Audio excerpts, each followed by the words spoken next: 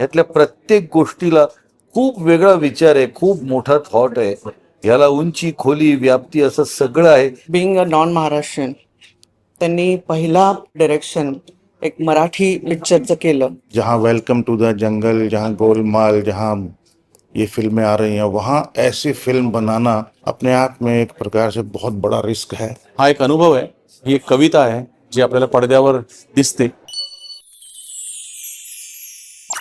लाडू हा सिनेमा आत्ताच पाहिला. आमचे मित्र शैलेंद्र सिंग यांनी याआधी 70 चित्रपट बनवलेले आहेत, पण हा त्यांचा पहिला मराठी चित्रपट आहे आणि जो त्यांनी दिग्दर्शित केलेला आहे. वेगळा सिनेमा आहे आणि वेगळा सिनेमा बनवायला हिंमत लागते. ती शैलेंद्रनी दाखवून दिलेली आहे. चित्रपटाची मांडणी अगदी वेगळ्या पद्धतीची आहे. किंबहुना मी असं म्हणेन की वेगळं काहीतरी करण्याची इच्छा शैलेंद्र यांना असल्यामुळे त्यांनी हा प्रयास केलाय आणि हा प्रयास माझ्या मते तरी यशस्वी आहे. यशस्वी ह्याचा अर्थ की त्यांना जे हवं होतं ते त्या पडद्यावर ते दाखवू शकलेत.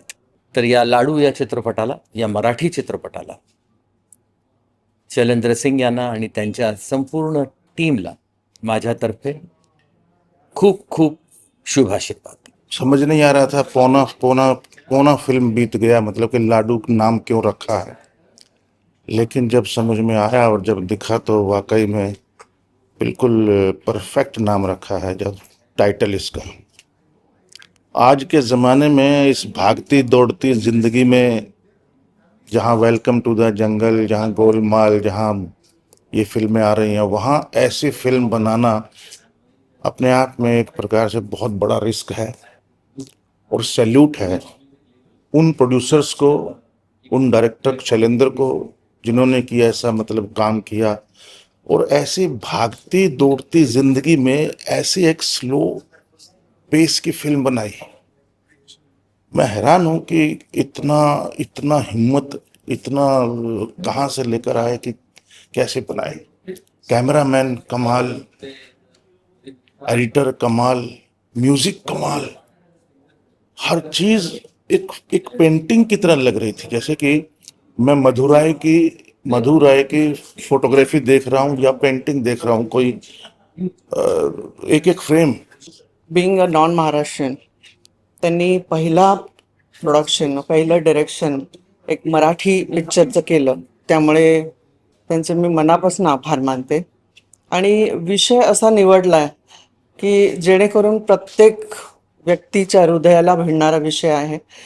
आपण नेहमीचं जे आयुष्य जगतो, मध्यमवर्गीय किंवा अपर क्लास, बऱ्याच वेळा आपल्या आयुष्यामध्ये आपल्याला विचार करायला पण वेळ नसतो की जे लोअर क्लासचे लोक असतात किंवा जे अशा पद्धतीच्या आजारांनी भिडलेले असतात आणि त्यांच्याकडे कोणीही नाही आहे, त्यांचा आगापिछा नाही, आईवडील नाही, त्यांचं आयुष्य काय असेल त्याचा इतका सखोलपणे अभ्यास करून आणि त्या कॅरेक्टरने म्हणजे प्रदीपजीने इतकं उत्कृष्ट पद्धतीने पडद्यावर दाखवलेलं आहे.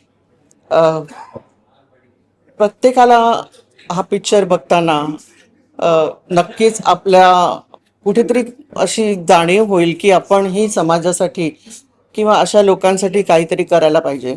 मी चक्रावून गेलो की ज्या जगामध्ये इतकं खुलेआम सत्य मांडणारी माणसं सुद्धा आहेत आणि ते आमच्या चित्रपटसृष्टीचा भाग आहेत. शैलेंद्र सिंग खैर यांनी याआधी मराठी व्यतिरिक्त अनेक काम केलेलं होतं, पण त्याची आम्ही नुसती ऐकून माहिती घेतली होती. आज इथे आल्यानंतर त्यांना भेटण्याचा योग आला आणि एक वेगळ्या विषयावरचा एक वेगळा सिनेमा बघण्याचा योग आला, लाडू. आणि त्यानिमित्ताने प्रदीप गोगटेसारखा एक अवलिया कलावंत सुद्धा भेटला, जो खरं तर इतकी वर्ष थिएटर करतोय पण एक्सपेरिमेंटल थिएटर करतोय आणि या निमित्तानं तो मोठ्या पडद्यावरती झळकणार आहे. ह्या लाडू सिनेमाच्या बाबतीत सांगायचं झालं तर ह्यातल्या प्रत्येक गोष्टीला खूप वेगळा विचार आहे, खूप मोठा थॉट आहे. याला उंची, खोली, व्याप्ती असं सगळं आहे आणि अशा प्रकारे विचार करून एक वेगळं सत्य लोकांसमोर मांडण्याचा प्रयत्न केला गेलाय. तो या लाडूच्या संपूर्ण टीमला खूप खूप शुभेच्छा. महाराष्ट्र आणि मराठी भाषा ही कायम प्रयोगांसाठी प्रसिद्ध राहिलेली आहे त्याच्या इतिहासामध्ये, आणि त्यामधलाच एक उत्कृष्ट प्रयोग आज आम्ही पाहिला. तो प्रयोग म्हणजे लाडू हा सिनेमा. संपूर्ण सिनेमा ब्लॅक अँड व्हाईटमध्ये आहे आणि हे जे बेरंग आयुष्य ज्या लोकांच्या वाट्याला येतं त्या हजारो लाखो आयुष्यांपैकी एक आयुष्य निवडून त्यावरती शैलेंद्र सिंग ह्या एका हुशार डीप अशा दिग्दर्शकांनी हा सिनेमा बनवला आहे. हा एक अनुभव आहे, ही एक कविता आहे जी आपल्याला पडद्यावर दिसते. ॲब्स्ट्रॅक्ट कवितेच्या आठवणी येतात, सगळ्या मनामध्ये तरंगून जातात, परंतु हा एक अनुभव आहे आणि हा विदारक अनुभव आहे. हा मन हेलावून टाकणारा अनुभव आहे आणि हा इतक्या चांगल्या प्रकारे हा अनुभव आमच्यापर्यंत पोचवल्याबद्दल ह्या कलाकृतींनी महाराष्ट्राची पुन्हा एकदा साहित्य म्हणा, करमणूक क्षेत्र म्हणा, अजून त्याची श्रीमंती वाढवल्याबद्दल मी ह्या संपूर्ण टीमचं कौतुक करतो आणि त्यांचे मनापासून आभार मानतो.